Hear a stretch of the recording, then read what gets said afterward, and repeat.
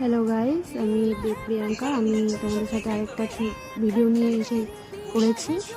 তো আজকে আমি একটু রেডি হয়ে নিচ্ছিলাম, তারপর আমরা গেলাম আমাদের বাড়ির পাশে একটা বিদ্যাপীঠ স্কুলে।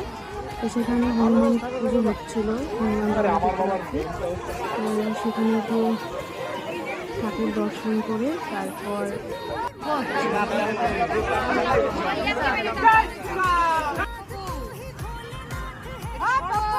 সেখান থেকে সব ঘুরে টুরে চলে গেলাম স্টেশনের দিকে। আমাদের স্টেশনে হনুমান মন্দির আছে, সেখানে খুব বড় করে প্রত্যেক বছর পুজো হয়, হনুমান পুজো।